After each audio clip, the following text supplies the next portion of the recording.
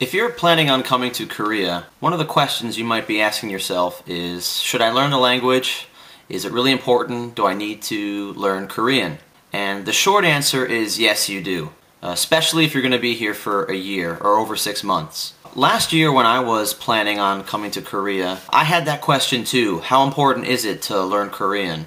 And would I really be lost if I didn't know the language? At the time I asked my recruiter that question, do I need to learn the language? He said, no, you don't have to learn Korean, you're not going to need it, you're not going to use it, don't worry about it. It really wasn't a great answer because now that I'm here, learning Korean to me is something that's very beneficial. Now, I'm not going to lie to you, learning how to speak Korean, learning how to communicate in the Korean language is very hard. Koreans will say that speaking Korean is easy just because they grew up here, but they will admit that learning it as a second language is difficult and that the Korean language is one of the hardest languages to learn in the world. But I'm not trying to scare you. What is important is learning the Korean alphabet. It's called Hangul. To read Korean, to learn the alphabet, it's really easy. I mean, it just takes 4 hours or 1 weekend of study. You can break it up into two-hour sessions. And after spending about a week practicing the sounds and practicing reading, then you can read in Korean. Now, you might not know what everything means. That comes later. But it's important to learn how to read Korean because it's so easy and so beneficial.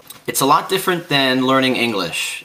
Imagine if you didn't grow up in an English-speaking country and you had to learn how to spell English and you get confronted with the word laugh or the word graph or the word half. You would be really confused. Well, Korean is not like that. It's much more phonetic, and every sound gets matched with the exact sign or symbol, and it's a lot easier. You might be at a bus stop, and the certain bus line, all the stops, it's in Hangul, it's not in English. Once you learn how to read Korean, I remember it happened to me. I was reading the bus stops, and I was able to identify the bus stop I needed to go to, and that rush that I got from being happy that I could actually read this difficult Korean language, it's really a great feeling, and I hope you feel that way too. Sometimes you're going to go to a restaurant and the menu doesn't have English and there's no pictures on the wall. You can't just point to what you want. You know, when you figure out what kimbap is, or bibimbap, or ramyeon, those are just some basic things you'll find at a restaurant. If you can read that on the menu, then you'll know what it is and you'll know what you're ordering. I met somebody a couple weeks ago.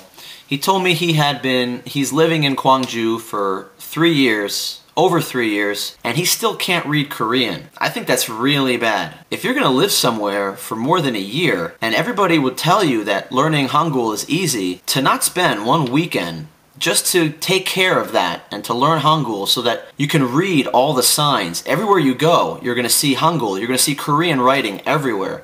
Why not be able to just read it and practice it? So don't be like him. Definitely take a beginner's course in Korean. At the beginner's course, that's where you'll learn how to read Hangul. If you want to go further and work on learning the language, how to understand and how to speak it, then definitely do that. It's true, you might not need to speak Korean if you're going back to USA or Canada or England or Australia, but when you're here, you definitely want to be able to at least read Hangul. Even if it's only for 1 year, you're still here in Korea. A year might not look like a long time when you look back on it, but a year ahead of time, it's still a year and it's a pretty long time.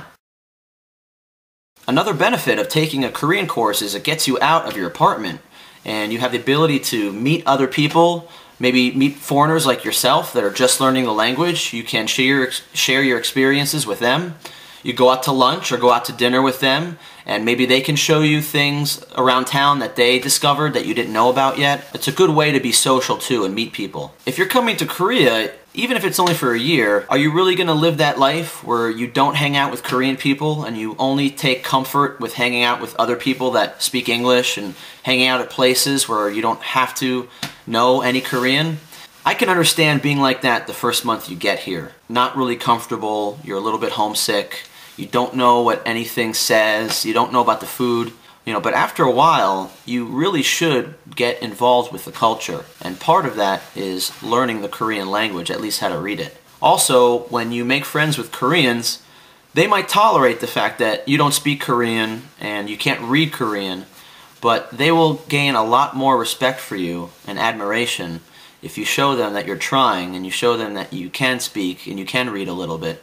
I know if I say a word or a phrase that I learned, Koreans are just like, wow, you know that, that's great. I have so many other stories about learning Korean and trying to speak Korean around town, and I'll save that for another video. So when you're coming to Korea, you definitely want to take at least a beginner's course when you get here.